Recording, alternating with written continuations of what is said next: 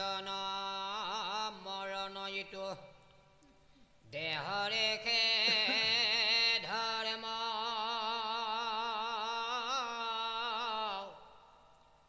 মনে চৰ্য জীৱৰ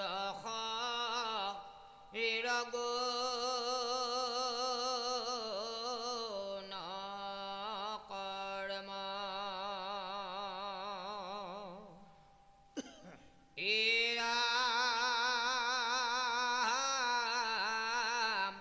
মন কুমাৰে সজয় জানাখাৰে খাৰ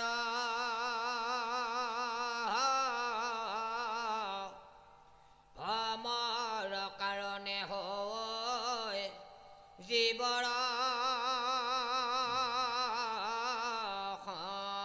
সংসাৰ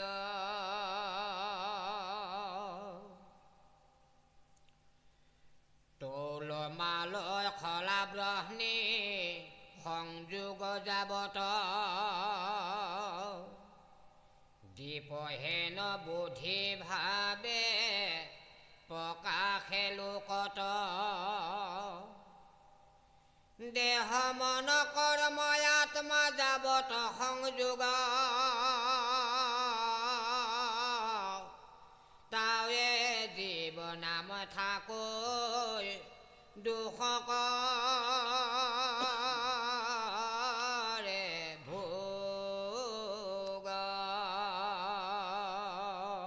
আগফাগিত এটা বৰ সুন্দৰ কথা কৈ গ'ল কাৰণ জন্ম মৰণ ইটো দেহৰেখে ধৰ্ম তাৰমানে আমি জন্ম ল'লেই মৃত্যু হ'বই হয়নে গতিকে গংগা পাৰত পৰীক্ষী ৰজাই শুকদেৱক প্ৰশ্ন কৰিছে তেতিয়া শুকদেৱে বুজাই দিছে এজন মানুহ জন্ম লোৱাৰ লগে লগে তেওঁ জানি লোৱা উচিত মই এদিন মৃত্যু হ'ম হয়নে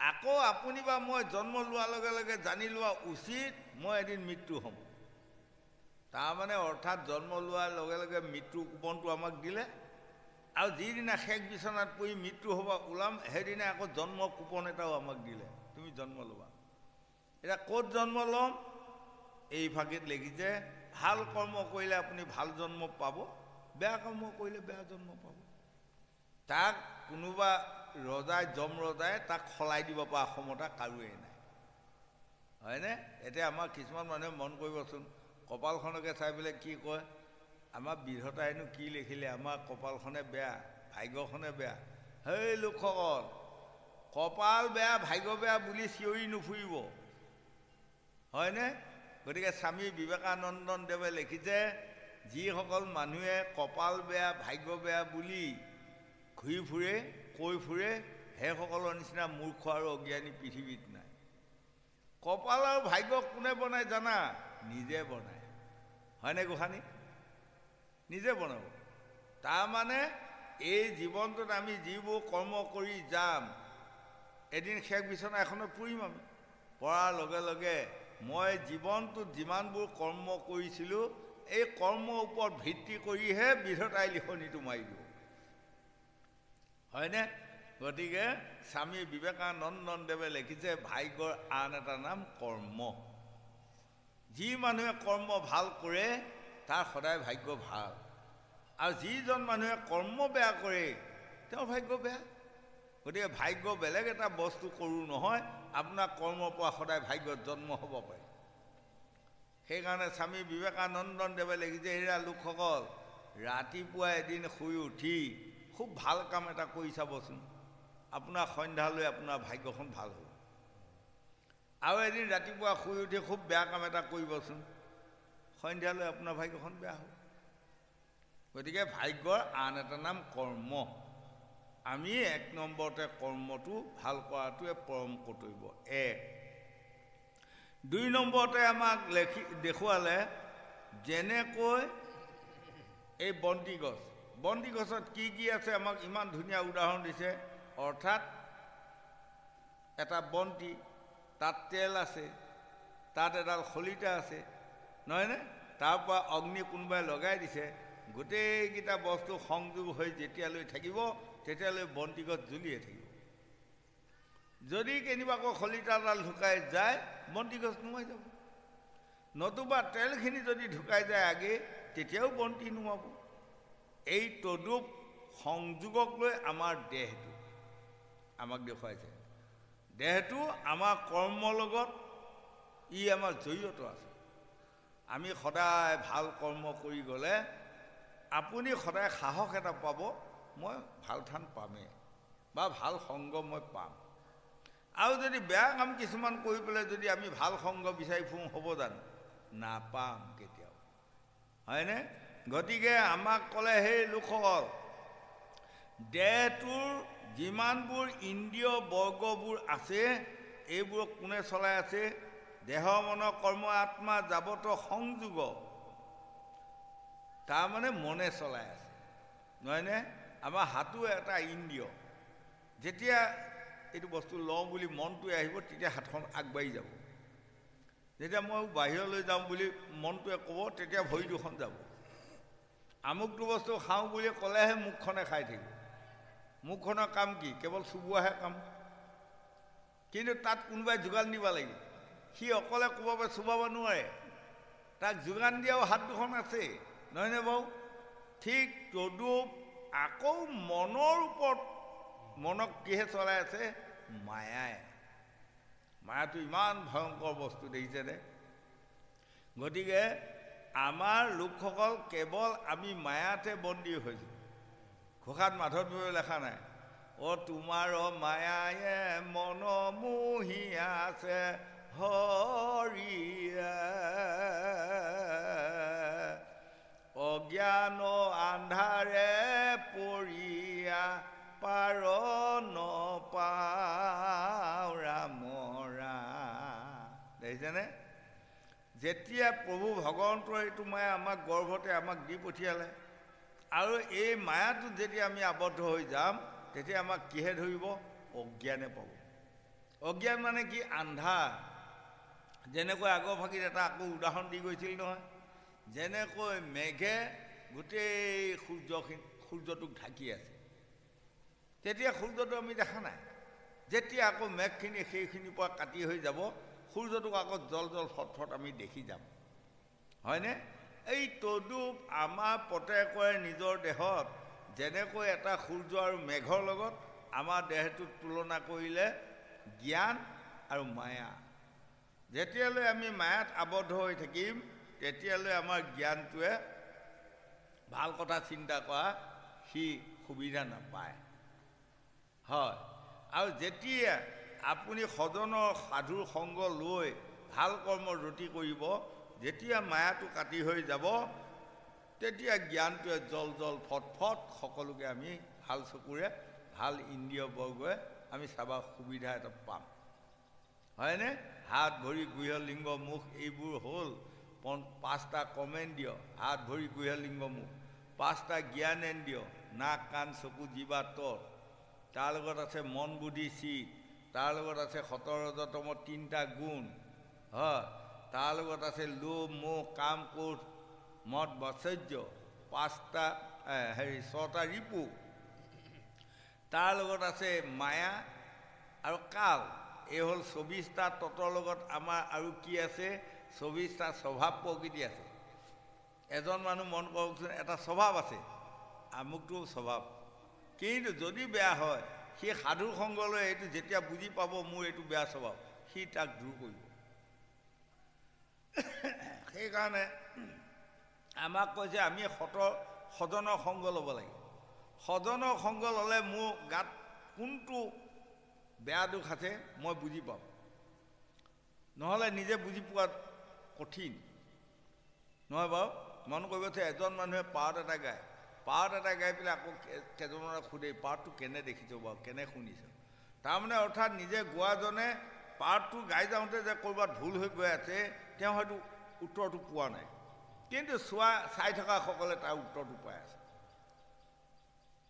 তদুপ আমি কৰা কৰ্মবোৰ যদি সাধুৰ সংগলৈ আমি কৰ্ম কৰোঁ তেনেহ'লে মোৰ বেয়া গুণটো মই নিজে ধৰা পেলাব পাৰিম, আৰু ধৰা পেলোৱাৰ লগে লগে মোৰ যেতিয়া ভাৱ আহিব এইটো বস্তু ত্যাগ দিবা হ'ল, ই ত্যাগ দিব নোৱাৰিলে ইয়াৰ দ্বাৰাই মোৰ আত্মাই এসময়ত দুখ পাব, এইকাৰণে আমি সাধুৰ সংগ লোৱাটো পৰম কৰ্তব্য। গোবিন্দ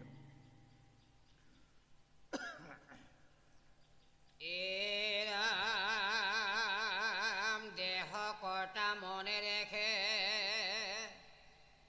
জানে বা সংসাৰ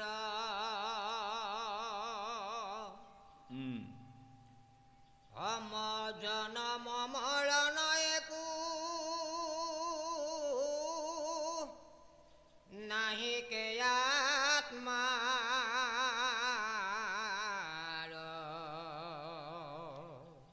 বঢ়িয়া তৈল অংশ যোগে গুছে দীপৰ প্ৰকাশ মহাজ্যোতিৰ উপয়গ্নি নিৰনাহি নাশ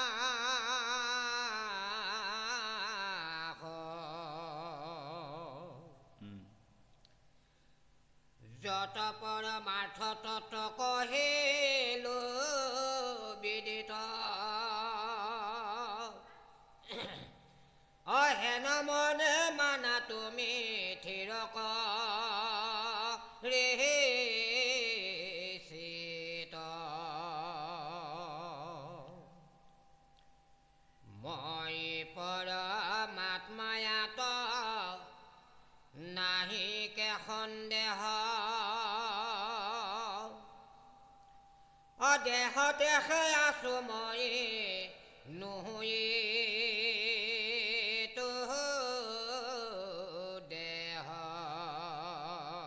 এইকণে হ'ল আটাইতকৈ পৰমাৰ্থিক তত্ত্ব। এই ফাঁকি কোনে কৈছিল? পৰম প্ৰভু ভগৱন্তে কৈছিল। মই পৰমাত্মা আঁতৰ নাহিকে এখন দেহ দেহতেহে আছোঁ মই নুহো ইটো দেহ। মই সকলোৰে দেহতে আছোঁ সঁচা, কিন্তু মই দেহাটোৰ লগত লিপ্ত হৈ থকা নাই বা চিলনি লৈ থকা নাই বা আঠা মাৰিও থোৱা নাই। ময়ো সুকীয়া, এই দেহটোও সুকীয়া। গতিকে দেহটো যোৱাৰ লগে লগে মই গুচি যাম। দেহটো মানে নাশ হ'ব আৰু মোৰ আত্মাটো নাশ নহয়। সেই আত্মাটোৱে আমাৰ ভগৱান বুলি আমি ভাবি লোৱাটো পৰম কৰ্তব্য, নহয়নে? আমাৰ এতিয়া দেহ পুৰাণত কৈছে নহয়, 14 সাক্ষী লয়া দেহে আছে দামোদৰ ভান্দিবা নৰিবা উৰে সোণা কলিৰ নৰ। তেওঁ 14টা সাক্ষী লৈ আমাৰ দেহত বহি আছে। আমি ভাল কাম কৰিলেও তেওঁ দেখি আছে, বেয়া কাম কৰিলেও দেখি আছে। আজি আমি ভাগৱত শুনি আছোঁ যে তেওঁ দেখিয়ে আছে, এখেতসকলে ভাগৱত শুনি আছে। তাক আমি নাই শুনা বুলি ক'লেও নহ'ব, আৰু নুশুনাটোৱে শুনি থাকোঁ বুলি কৈ পেলাই মিছাই ক'লেও নহ'ব। যদি ইয়াত বোলে ভাগৱত শুনাসকলক আজি পইচা এনেকৈ 500কে টকা দিয়ে, যদি নুশুনা এটাই আহি বোলে 500 টকা লৈ যায়, কমিটিৰ পৰাহে নিব পাৰিব 500 টকা এটা, নহয়নে? কিন্তু ভগৱানৰ বিচাৰত তেওঁ এইটো প্ৰাপ্য নহয়। হয়, সেইকাৰণে আমাক কৈ যে এই লোকসকল ধন লাগিব, এই পৃথিৱীখনত আমাক ধন লাগিব। গীতাত অৰ্জুনক কৃষ্ণই কৈছিল, অসখী শুনা ধনঞ্জয়, অ ধন নহ'লে সখী কাৰ্য নিষিজ। ধন নহ'লে কোনো কাৰ্য আপুনি সিজাব নোৱাৰে, বনাব নোৱাৰে। আজি এতিয়া আপোনাসকলে ইমানখন ভাগৱত পাতিছে বা ইমানখন নাম পাতিছে, ইয়াত ধনৰ প্ৰয়োজন আহিবই। ধন নহ'লে নহ'ব। বহু দূৰৰ পৰা অহা লোকসকলক খোৱা বোৱা ব্যৱস্থা আপোনাসকলে দিব পাৰিব লাগিবই, হয়নে? অসখী শুনা ধনঞ্জয়, অ ধনে ধৰ্মৰ ফল জানিবা নিশ্চয়। আৰু ধনেহে ধৰ্মৰ ফল আনিব পাৰে। ধন কেইটামান লাগিব। এয়া হ'ল গীতাত কৃষ্ণ অৰ্জুনক কোৱা কথা। আকৌ বংগদেশৰ চৈতন্যদেৱে আকৌ চৈতন্য স্বৰূপে কি লিখিছে, হয়নে? তাকা কৰি পৰম ধৰ্ম, তাকা বিনে হৈনা কৰ্ম, তাকা বিনে কোনো কৰ্ম পৰাণে সজা। টাকা কৰি পৰম ধৰ্ম টাকা বিনে হয় না কৰ্ম টাকা বিনে কোনো কৰ্ম পৰাণে সজায় ধনী ঘৰত কাঙাল গ'লে কথা কইনা চক্ষু মেলে ধনীয়ে ধনীয়ে কৰে ধনেৰ আলাপাত ধনীয়ে পায় ধনীৰ মান কাঙালে পায় কাঙাল মান কাঙালে কাঙালে কৰে দুখেৰ আলাপাত টাকা কৰি পৰম ধৰ্ম টাকা বিনে হয় না কৰ্ম টাকা বিনে কোনো কৰ্ম পৰাণে সজায় আমাক টকা লাগিব কিন্তু সেই বুলি অসৎভাৱে টকা যদি আপুনি লয় সেই টকাই আপোনাৰ অনিষ্ট সাধনহে কৰিব সৎ কৰ্ম কৰি আপুনি সৎভাৱে টকা উপাৰ্জন কৰি আৰামত ফূৰ্তিয়ে খাওক সেই ধনৰ দ্বাৰা আপুনি জ্ঞান পাব আৰু তাৰ পৰা ভকতি উপাৰ্জন কৰাৰ সুবিধা এটা পাব আৰু অসৎ ধন কিছুমান যদি মানুহে চপাই ল'লে সি কিন্তু আপোনাক কোনোদিনে সেই শান্তি নিদেই গতিকে উঠি অহা ল'ৰা ছোৱালী যুৱক যুৱতী প্ৰজন্মসকল আপোনালোকে টাইম লছ নকৰিব মহাত্মা গান্ধীয়ে কৈ গৈছে টাইম লছ কৰা লোকসকলে কেতিয়াও জীৱনত উন্নতি কৰিব নোৱাৰে গতিকে সদায় টাইমৰ মূৰত আপোনাসকলে কৰ্ম কৰক আৰু সৎভাৱে কৰ্ম কৰি সৎ ধন উপাৰ্জন কৰি আপুনি ঈশ্বৰৰ ওচৰত দুটি দান কৰক দুখীয়া গৰীবক দুটি দান কৰক ভকত বৈষ্ণৱক দুটি দান কৰক আৰু নিজেও এমুঠি খাওক সেই সৎ পন্থাৰে সৈতে আপুনি আত্মাক গতি দিব পাৰিব এই কথাকণ আমাক ভাগৱতেও বুজাই আছে বা পুৰাণ আদি পুৰাণেও আমাক এইকণ কথা বুজাই আছে গোবিন্দ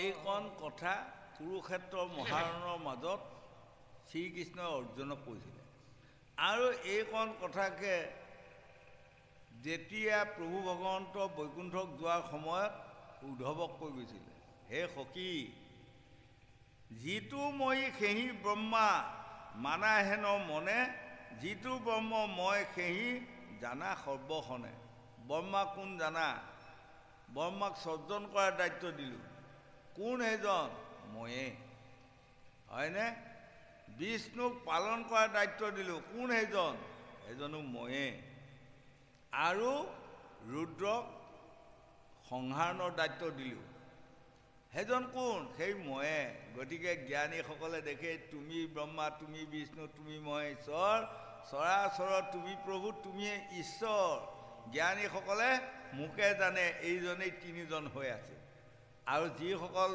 মানে হুদা মাৰ্কা কথা বুজি নাপায় সেইসকলে ভাবে তিনিজন বেলেগ বেলেগ হয়নে বাৰু গতিকে এতেকে গুচিবে শোক মোহ মহা ৰথ কহিলোঁ তোমাতো এইটো ব্যৱহাৰ পথ যেতিয়া এইকণ কথা এজন মানুহে শুনা ব্যৱহাৰ কৰিব তেতিয়া শুনি যাওঁতে যাওঁতে এদিন তেওঁৰো মানে দৃঢ় বিশ্বাস আহিব সুদৃঢ় বিশ্বাস আমি ভগৱানৰ ওচৰত বিশ্বাস আনিব লাগিব বিশ্বাসৰ ওপৰত আৰু এটা বিশ্বাস আছে তাৰ নাম হ'ল সুদৃঢ় বিশ্বাস গতিকে কৃষ্ণই কুৰুক্ষেত্ৰ মহাৰণৰ মাজত অৰ্জুনক কৈছে তুমি চিন্তা নকৰিবা এইবোৰ সকলো ময়ে আছোঁ সকলোৰে হৃদয়ত আৰু এই সকলক জন্ম দিয়াগৰাকী ময়ে মৃত্যু দিয়াগৰাকী ময়ে গতিকে তুমি ক্ষত্ৰিয় কুলত জন্ম হৈছা আৰু এতিয়া তুমি যুদ্ধ কৰা তুমি সন্দেহ নকৰিবা মোৰ নাম লৈ সকলোকে বধ কৰা তোমাক পাপে চুব নোৱাৰে হয় আকৌ বৈকুণ্ঠক যোৱাৰ সময়ত কৃষ্ণই উদ্ধৱক কৈছিলে সখী মই কুৰুক্ষেত্ৰ মহাৰণৰ মাজত অৰ্জুনক যিকণ কথা ক'লোঁ আজি তোমাকো মই এইকণ কথা কওঁ তুমি অতি সোনকালে বদৰিকাশ্ৰমলৈ যোৱা হয়নে বদৰিকাশ্ৰমলৈ যায় যদি মোৰ নাম তুমি জপ কৰা তুমিতো তৰিবা আনকো তৰাব পাৰিবা তুমি ইয়াত থকা কাম নাই চলি যাৱা বদৰিকাক লাগি আহি ঐ উদ্ধৱ সখী বান্ধৱ সখী চলি যাৱা বদৰিকাক লাগি আহি হয়নে তুমি বদৰিকাক যোৱাগৈ ইয়াত তোমাৰ কাম নাই আৰু তুমি যেতিয়ালৈ জীয়াই থাকা তেতিয়ালৈ তুমি মোৰ নাম প্ৰচাৰ কৰা তোমাৰ নাম প্ৰচাৰ কৰা শুনি তুমিতো তৰিলা আনেও তৰিব হয় গতিকে বান্ধৱ সখী ভাগৱত প্ৰচাৰ কৰা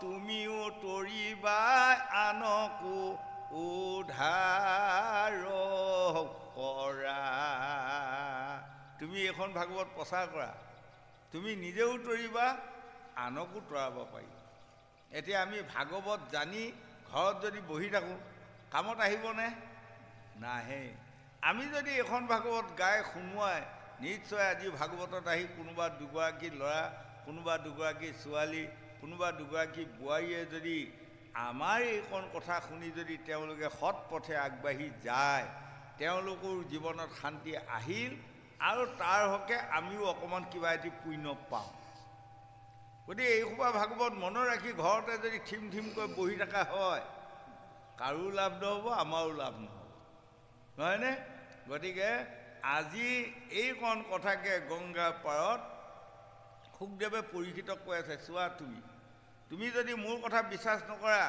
এই ফাঁকি কথা শুনা উদ্ধৱক কৃষ্ণই দি যোৱা পৰামৰ্শ তুমি যদি মোক বিশ্বাস নকৰা এইকণ কথা শুনা কুৰুক্ষেত্ৰৰ মহাৰণৰ মাজত চুলুক সহ পৰম প্ৰভু কৃষ্ণই অৰ্জুনক কোৱা কথা গতিকে আজি গংগা পাৰত তোমাক মই এইকণ কথা ক'লোঁ তুমি এই ব্ৰহ্ম উপদেশৰ কথাকণ মানি লোৱা যদি তুমি এইখন সংসাৰ তোমাৰ মায়াটো নাইকিয়া হৈ যাব আৰু ইহকালে পৰকালে তুমি আত্মাক গতি দিব পাৰিবা এই বুলি আজি পৰীক্ষিত ৰজা শুকদেৱে দিয়া পৰামৰ্শকণ আজিও আমি পশ্চিম মৰিগাঁৱত এই ৰাধাকৃষ্ণ নামঘৰত এই উঠি অহা যুৱক যুৱতীসকলক আমি এইকণ পৰামৰ্শ আগবঢ়াই আছোঁ গোবিন্দ